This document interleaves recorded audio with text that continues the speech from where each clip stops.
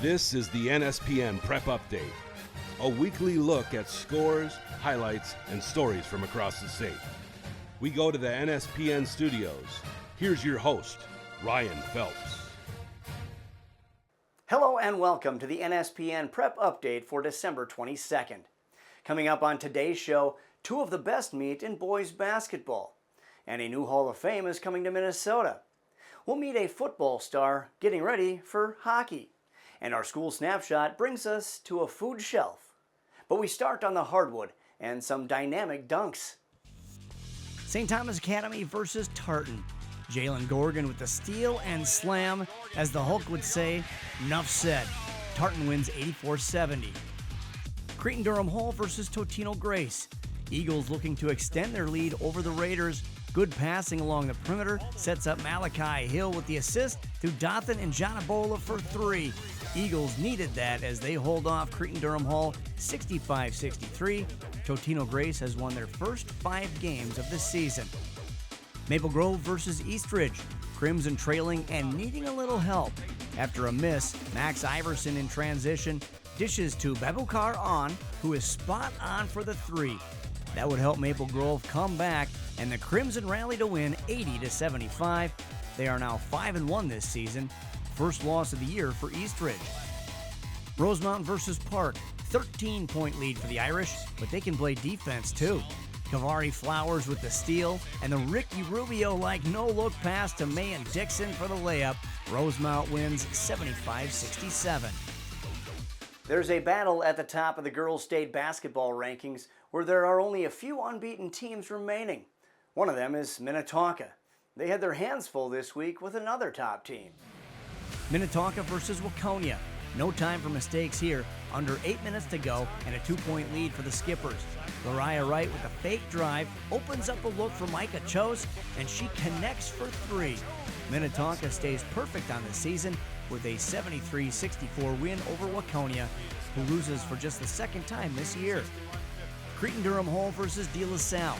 Close game late. Cretin's Isabella Deliu from the top of the key goes to the corner for Leela Colvin, who knocks down the three-pointer. That would give the Raiders the lead, and after a free throw, the win. Raiders over the Islanders 64-61, 4th straight win for CDH.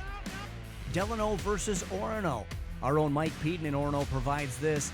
Tigers riding a 5-game winning streak, get an early basket from Lexi Champeau, then good ball movement from Orono sets up Maren Prenevos for a 3-pointer.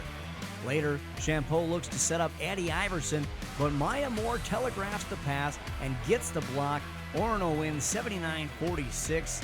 Let's hear from Moore and Prenevos.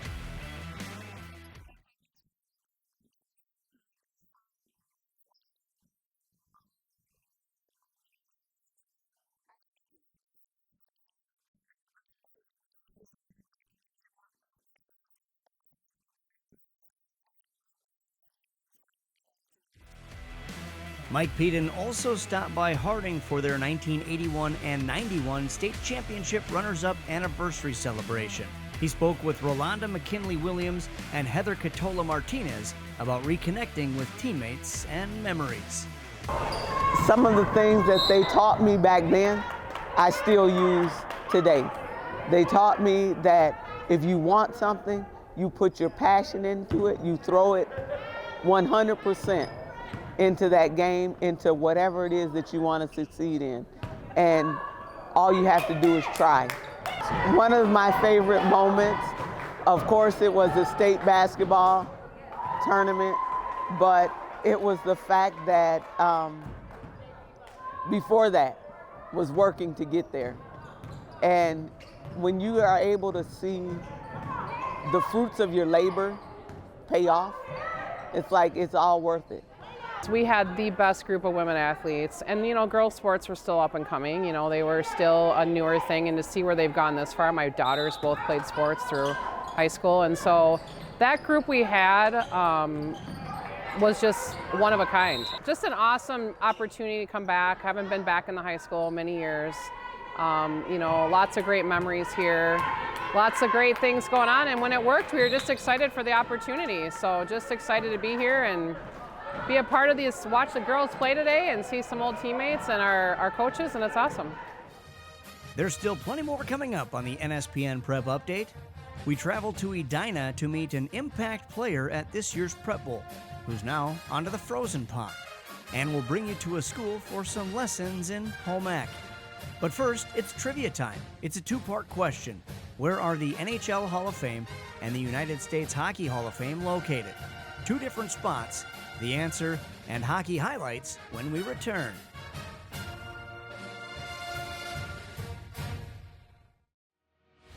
New journey. Division 3 straight to Division 1. New energy. Same standard. The Tommies have climbed to the peak of the summit. And your Pioneer Football League champions wear purple and gray. No limits. Welcome to St. Thomas Athletics. Support your teams and community with NSPN.TV. Enjoy exclusive coverage from Summer Town Ball to high school championships. Plus, feature stories and podcasts that bring you closer to the action. Stay connected with NSPN.TV, your neighborhood sports network. Welcome back to the NSPN Prep Update. I'm Ryan Phelps. Your trivia question was, where are the NHL and U.S. Hockey Hall of Fames located? The answers: the NHL Hall of Fame is in Toronto, and the U.S. Hall, it's up on the Iron Range in Eveleth, Minnesota.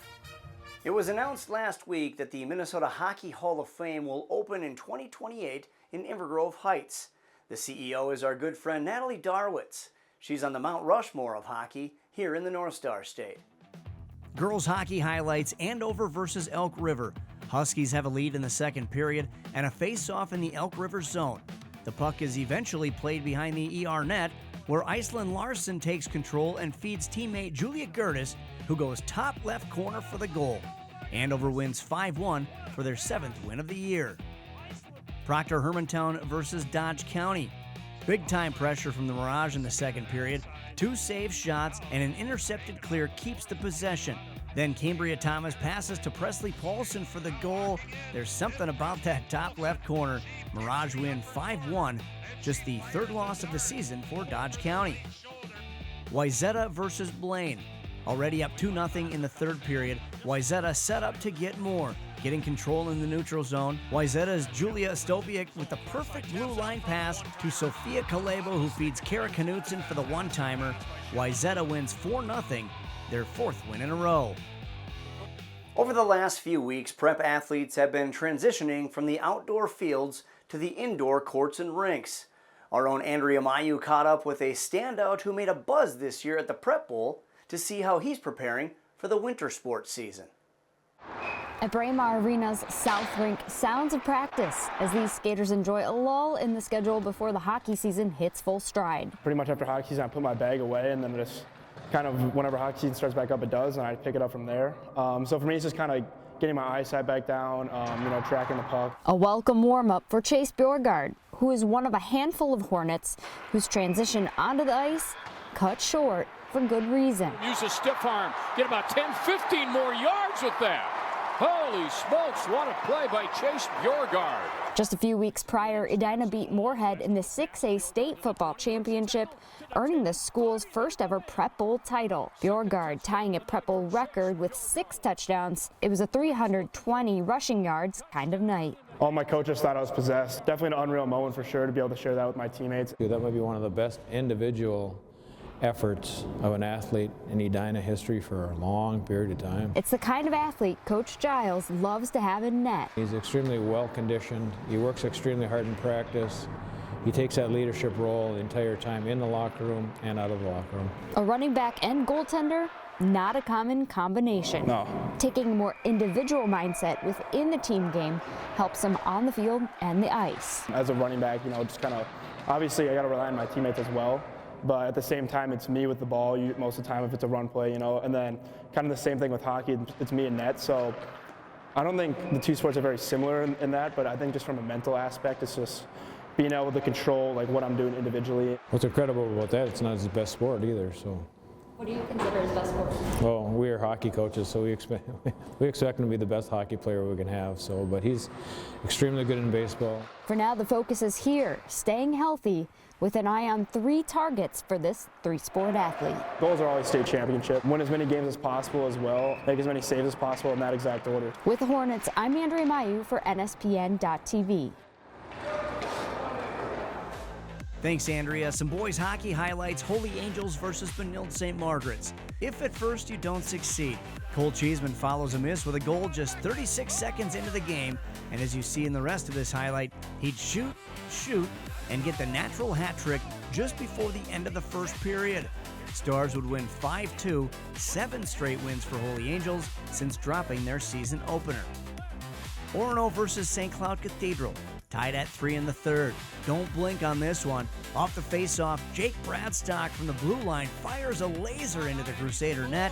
That is the game winner, as the Spartans snap a 3-game winless streak with a 4-3 win over St. Cloud Cathedral. Forest Lake versus Cretin-Durham Hall. Raiders regroup in their zone up by 1. Vinny Millard advances the quick pass to Torrin Tompkins onto Grady Odlock for the goal. Raiders would win this one 3-2, 5 in a row for Cretin-Durham Hall. When we return, we'll look ahead as we have a Santa-sized bag of great matchups this week. Plus, our school snapshot brings us to many towns and just one school. There's a new destination for all things Minnesota high school sports. It's called Strib Varsity. It's from the Minnesota Star Tribune, so you know it's trusted. With a deep bench to cover all of Minnesota. We've rebuilt and relaunched our MM Prep hubs and added more sports, stories, streams, stats, scores, schedules. We have it all at Strib Varsity. Subscribe today at startribune.com/stribvarsity. It's Christmas week, which means we have many gifts for you to watch right here on NSPN.TV. Girls hockey Monday night. 2 top teams, Maple Grove versus West Tonka Southwest Christian. On Tuesday, 2 great games. Boys hockey, 4th-ranked Hill Murray hosting Holy Family. And in boys hoops, number 7 Eastridge taking on Osseo. On Friday, a great boys hockey matchup as Edina travels to Hill Murray. We've got a special production coming up for that one. And girls hoops on Saturday, 2 teams in the top 25 as Forest Lake is at Hill Murray. It's time for our school snapshot. That's when we get to know the towns, schools, and communities outside the playing field. Today, we go old school with an old town.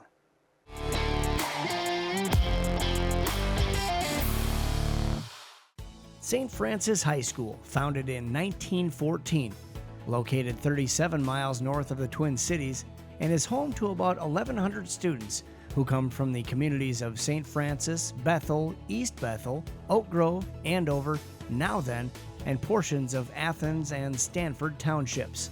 St. Francis Township, named after St. Francis of Assisi, was settled in 1855 and incorporated 2 years later. The city of St. Francis was incorporated in 1962 and became a statutory city in 1974. The community celebrates Pioneer Days, which started in 1964. It is celebrated in late May, early June, and honors the city's pioneer heritage and vibrant community spirit. There are 13 academic departments available to students of St. Francis High School, including your usual math and science, but also family and consumer science and industrial tech. There are many extracurricular activities offered, including several options in band, choir, and show choir. St. Francis also has a chapter of DECA, which is for students who look to be emerging leaders and entrepreneurs in marketing, finance, and hospitality and management. Students can also help with Cody's Closet, a food shelf that is hosted at the high school. In athletics, St. Francis is still looking for their first team state championship. They've come close, including the 2024 softball team that finished 3rd. Also, they have had individual state champions, especially in wrestling, where 12 Saints have walked away with hardware. In 2024, Tegan Shirk won the Class 3A 127-pound individual title. That'll do it for this episode of the NSPN Prep Update. Merry Christmas, everyone. We'll be back with more next week. For Hannah, JB, Andrea, Mike, and the rest of the NSPN crew, I'm Ryan Phelps saying so long from the Neighborhood Sports Network.